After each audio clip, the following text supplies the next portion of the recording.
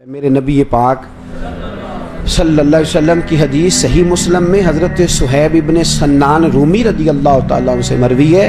میرے حبیب فرماتے ہیں مومن تو ہر حال میں نفع میں ہی رہتا ہے، خیر پہ ہی رہتا ہے. حضور کس طرح فرمایا نعمت ملے تو شکر کر کے نفع حاصل کر لیتا ہے اور مصیبت آئے تو صبر کر کے نفع حاصل کر لیتا ہے. مومن ہر حال میں بولیے کس جگہ پہ رہتا ہے؟ سارے بولیں گے آپ.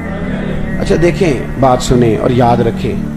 ہم اگر یہ ذہن بنا لیں نا، جس آدمی کا ذہن نہیں ہوتا کوئی آزمائش آئے تو پھنس جاتا ہے، لیکن جو ذہنی طور پہ تیار ہو اس پر کوئی آزمائش آئے تو اسے اتنا پریشان نہیں کرتی.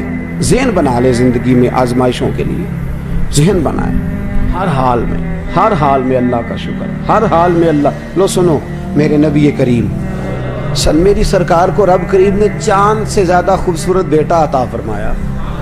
سب سے چھوٹے ہیں جناب ابراہیم، چاند سے زیادہ خوبصورت. 3 بیٹے حضور کو اللہ نے دیے، تینوں ہی اپنی قدرت سے لے گیا. چاند سے زیادہ خوبصورت بیٹا. حضرت ام سلمہ کہتی ہے میں نے جب جا کر کے حضور کو مبارک دی نا تو حضور کی آنکھوں میں آنسو آ گئے. یا رسول اللہ، اللہ نے بیٹا دیا ہے. فرماتے ہیں سجدہ شکر کیا مدینے کے محبوب نے. حضور نے بچے کے سر سے بال اتروائے، ایک پلڑے میں بال رکھے ترازو کے، دوسرے پلڑے میں چاندی رکھی. حضور نے صدقہ دیا.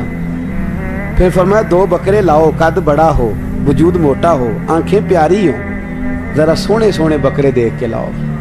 2 بکرے لائے، حضور نے ذبح کیا، صحابہ میں بانٹا، غریبوں کو کھلایا، خوشیاں منائیں. 18 مہینے گزرے، پھر پیغام آیا. عبد الرحمن ابن عوف حدیث کے راوی ہیں، فرماتے ہیں بیٹھا تھا، پیغام آیا حضور صاحبزادے بیمار ہیں. میرے حبیب پاک صلی اللہ علیہ وسلم گھر گئے. خوشی پر بھی حضور کا عالم کیا ہے، اب غم آیا ہے. بہار ہو کہ خزاں لا الہ الا اللہ. حضور گھر گئے، جس گھر میں بچہ تھا اس بچے کو گود میں لیا. چاند سے زیادہ بیٹا، روشن ہے، پیشانی نور چمک رہا ہے، آنکھوں سے خوبصورتی یہاں ہے. حضور کی گود میں صاحبزادے کی سانس کو کھڑنے لگی، جان نکلنے لگی. او عزیزو، یہاں کوئی آ کے پیغام دے دے کہ بچہ 4 پائی سے گر گیا ہے تو لوگ جمعہ چھوڑ دیں گے. میرے حبیب پاک کی گود مبارک میں بچہ، سانس اکھڑنے لگی، روح پرواز ہونے لگی. حضور نے سینے سے لگایا تو جان ان کی نکل گئی، آنکھوں سے آنسوؤں کی لڑی بہہ نکلی. عبد الرحمن کہنے لگے محبوبہ رو رہے ہو؟ فرمایا یہ آنسو شکوے کے نہیں ہیں، نا یہ آنسو حضور کس کے ہیں؟ فرمایا یہ اللہ کی رضا کے آنسو ہیں. میرا دل رو رہا ہے، آنکھیں آنسو بہا رہی ہیں، پر میری زبان سے وہی کہوں گا جس سے میرا اللہ راضی ہوگا. اس لیے کہ بہار ہو کہ خزاں لا الہ الا اللہ. میرے حبیب نے فرمایا دیا بھی اس نے تھا، لے بھی وہی گیا ہے. حضرت آسیہ بڑی اعلیٰ چیزیں چھوڑ کے آئیں تو فرعون سمجھانے گیا، کہنے لگا بی بی تو کس چکر میں پڑ گئی ہے، تو اتنے آرام میں تھی، اتنی موج میں تھی. تو آپ فرمانے لگی موج تو آگے میرے اللہ نے میرے لیے تیار کیا. الدنیا سجن المومن، یہ تو مومن کے لیے قید ہے دنیا. جناب آسیہ سلام اللہ علیہا کو فرعون نے پہلے سمجھایا، پھر ان کی برادری کو، ان کی فیملی کو میکے کے بلا کے پریشر ڈلوایا. لیکن حضرت آسیہ نے کہا بس جو ہو گیا سو، جو بات ہو گئی سو ہو گئی. جناب آسیہ رضی اللہ تعالیٰ عنہ ڈٹ گئی نا جب اسلام پہ، جس کے ابرو کے اشارے پر نوکرانیاں سر قربان کر دیتی تھی، وہ نوکرانیاں بالوں سے پکڑ کے کھینچتی ہوئی لائیں باہر. اور وہ فرعون جو کہتا تھا کہ اس کا حکم میرا حکم ہے، اس نے جناب آسیہ کو تھپڑ مارے، بڑے دربار میں عام لوگوں کے سامنے رسوا کیا. بی بی کی آنکھوں میں آنسو ہیں پر چہرے سے مسکرا رہی ہے، لبوں سے مسکرا رہی ہے. سارے چھوڑ گئے، اپنے میکے والے بھی کہنے لگے تو نہیں مانتی تو موج کر. میرے عزیز سن اور یاد رکھ، بڑے بڑے کیل ہوتے تھے، میخیں ہوتی تھی لمبی لمبی لوہے کی. جناب آسیہ کو دیوار کے ساتھ رکھ کے تو ہاتھوں میں میخیں ٹھونک دی، پیروں میں میخیں ٹھونک دی. جناب آسیہ تڑپ رہی ہیں. فرعون نے ان کے وجود پر زخم لگا کے تلوار کے تو نمک اس کے اندر ڈال دیا. حضرت موسیٰ رات کو گزرے تو کہنے لگے اماں تیرا کیا حال ہے؟ تو جناب آسیہ کے لفظ ایک بیوی ہو کے عورت ہو کے کہنے لگی موسیٰ مجھے نہ پوچھ، ذرا میرے رب سے پوچھ کے بتا کہ وہ آسیہ سے راضی ہے کہ ناراض ہے۔ اس سے ذرا پوچھ کے بتا، پوچھ کے اے تن میرا کنگی ہوئے تے میں زلف سجن دی واواں تے پوش میرے دی جتی بن جائے تے میں یار دی قدمی آواں۔ مارو مارو مینو مار مکاؤ، کوئی عذر نہ پیش لے آواں، جے سونا میرے دکھ وچ راضی، جے سونا ہی میرے دکھ وچ راضی تے میں سکھ نو چلے ڈاواں۔ ہاں یار فریدا جے کتے مل پے سونا اونوں رو رو حال سناواں، جے کتے مل پے سونا، اگر کبھی خود ملے جے کتے مل پے سونا تے اونوں رو رو۔ میرے نبی پاک صلی اللہ علیہ وسلم کی پیاری زوجہ حضرت خدیجہ کا وصال ہونے لگا تو مدینے والے حبیب نے فرمایا خدیجہ جنت میں جائے گی تو میری بیوی کو سلام کہنا۔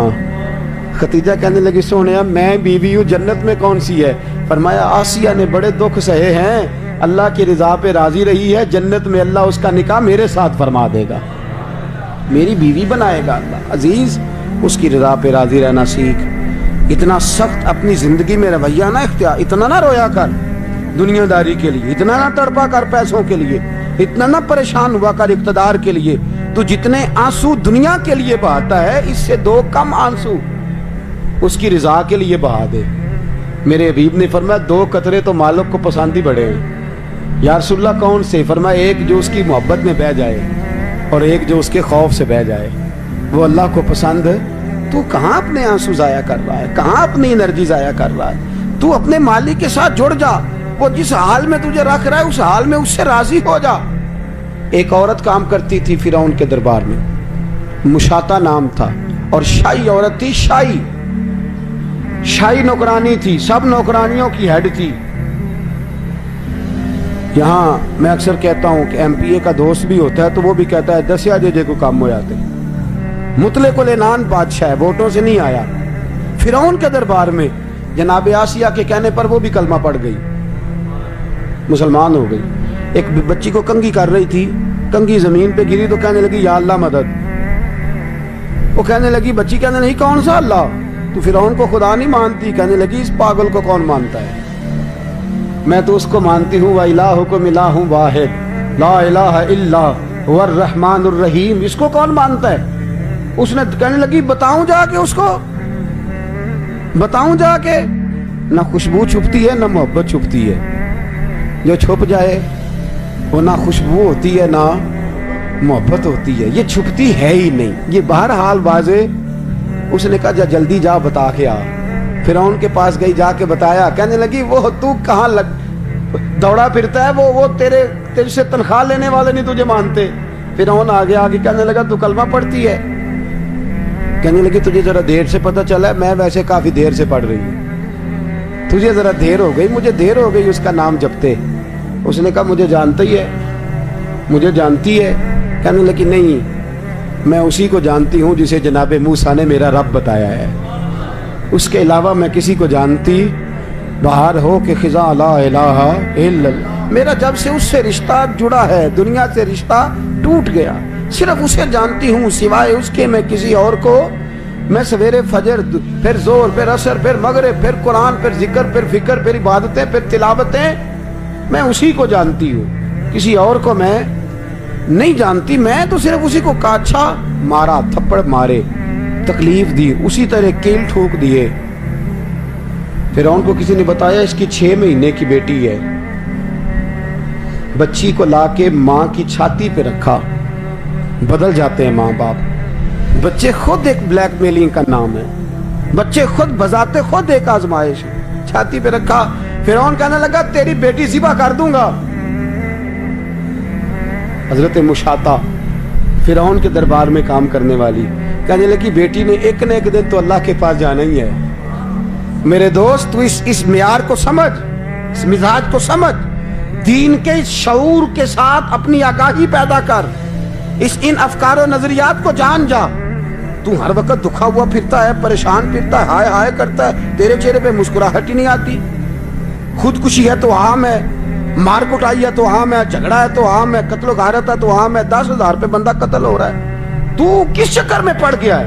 وہ کہنے لگی بچی نے ایک نہ ایک دن تو، بولے ایک نہ ایک دن تو تو چلی جائے تو کوئی عرض نہیں. میرے دوست سن اور یاد رکھ, ایک بی بی اس کی چھاتی پر, سینے پر, فرعون نے اس کی بچی کی گردن کاٹ دی. آنسو نکلے پر زبان سے کہنے لگی انا للہ و انا الیہ راجعون. پھر فرعون نے ماری تلوار اور جناب مشاطہ کو قتل کر دیا. معراج کی رات تھی, مدینے کے چاند براق پہ جا رہے تھے, رستے سے خوشبو بڑی آئی. حضور نے فرمایا جبریل خوشبو بڑی ہے. کہا یا رسول اللہ, فرعون کے ہاتھوں شہید ہونے والی جناب مشاطہ کی یہاں قبر ہے.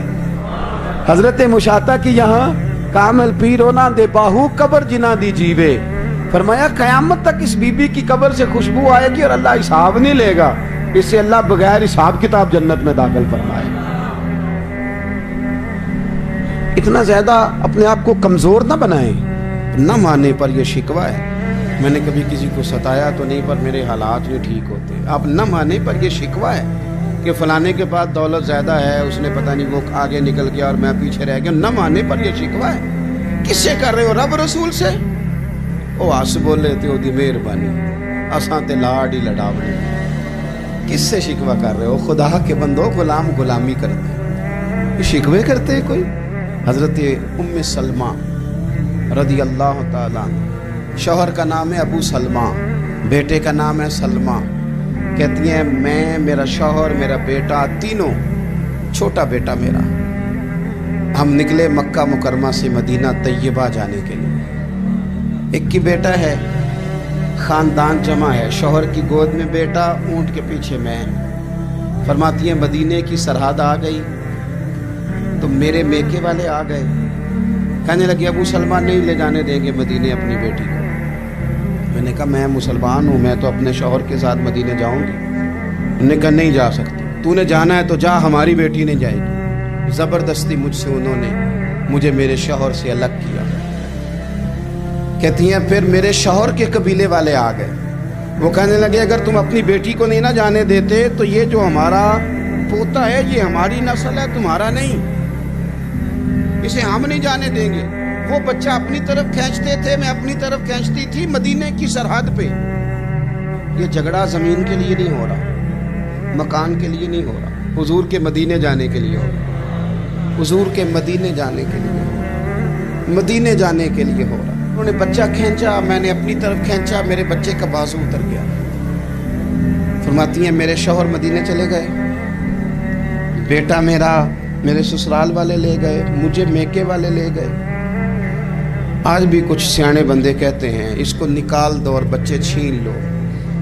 ان کا بھی خیال تھا کہ بیٹا لے جائیں گے نا تو ابو سلمہ بھی مدینے سے واپس آ جائے گا, یہ بھی واپس آ جائے گا. او یار, اتنا بڑا بھی ظالم کوئی نہیں ہوگا جو ماں باپ سے بچے جدا کرے. فرماتی ہیں کہ وہ لے گئے چھین کے, میں میکے چلی گئی. لوگ روٹی کھاتے تھے, میرے حلق سے نہیں گزرتی تھی. زمانہ سویا کرتا تھا, میں سو نہیں پاتی تھی. بیٹا کہاں, شوہر کہاں, میں کہاں. ام سلمہ کتنی دیر تکلیف کاٹی.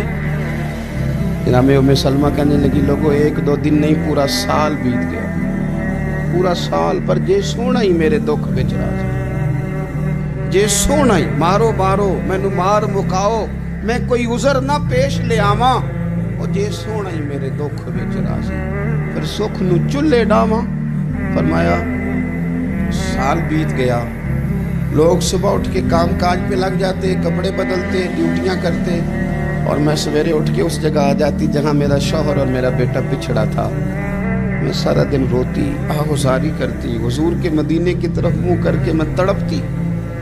سال بیت گیا, سال, ایک ہفتہ نہیں نکلتا بچوں کے بغیر. بڑے بڑے سیانے لوگ پردیس جاتے ہیں تو بچوں کی فوٹو دیکھ دیکھ کے روتے ہیں, لیکن کہتی ہے ماں تھی, بیٹا بچھڑا اور پھر بیٹا بیمار ہو اور ماں سے جدا ہو, کتنی تکلیف کا منظر ہے.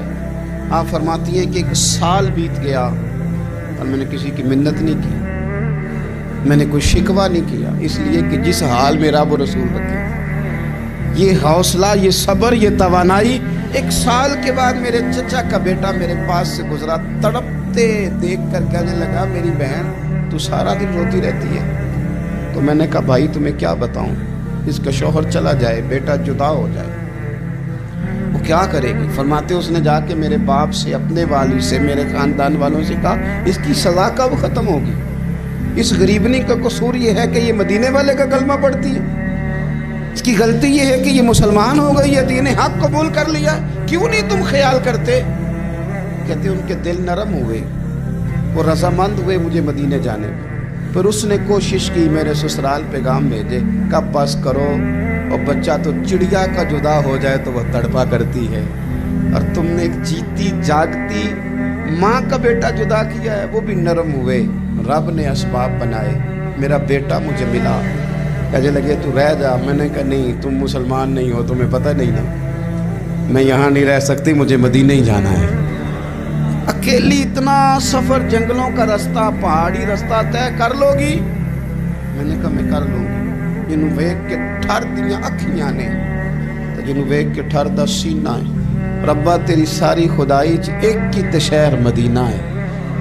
کہتی میں اونٹ پہ بیٹھی، بیٹا میں نے گود میں بٹھا لیا، میں سفر کرنے لگی، پر دل میں کھٹکا تھا کہ اتنا لمبا سفر، بیٹا چھوٹا ہے، کیسے کروں گی؟ کہتے مجھے عثمان بن طلحہ مل گئے، کہنے لگے کہاں جا رہی ہو بہن؟ میں نے کہا مدینے۔ کہنے لگے اکیلے جاؤ گی؟ میں نے کہا جانا تو ہے نا، کوئی ساتھ چلے نہ چلے پر شہر رسول تو جانا ہے نا۔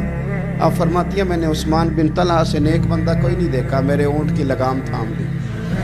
جب مجھے اونٹ پہ بٹھاتے تھے نا، اونٹ بٹھا کے چلے جاتے تھے، میں بیٹھ جاتی تھی تو آ کے لگام تھامتے تھے۔ جب کہیں مجھے اتارتے تھے تو اونٹ بٹھا کے چلے جاتے تھے، میں اتر جاتی تھی تو اونٹ کو باندھتے تھے۔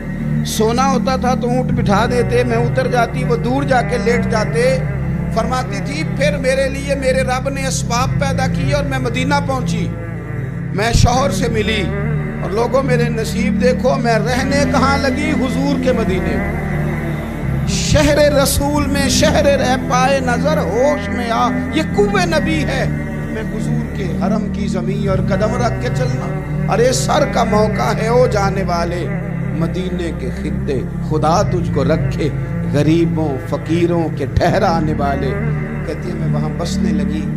آپ فرماتی ہیں مسلمانوں، شاید مجھ سے زیادہ تکلیف کسی نے نہ سہی ہو، پر دیکھو 1 سال پورا میں تکلیف میں رہی، اور جب میرا صبر سال کو پہنچا، صبر کی عمر 1 سال ہوئی، تو پھر رب نے بندوبست کیا، پھر میرے گھر والے بھی نرم ہو گئے، سسرال والے بھی نرم ہو گئے، رب نے میرے آنے جانے کے لیے ایک بندے کا بندوبست بھی فرما دیا، پھر میرا شوہر تک بھی میں پہنچ گئی، مجھے مدینہ الرسول بھی نصیب ہوا۔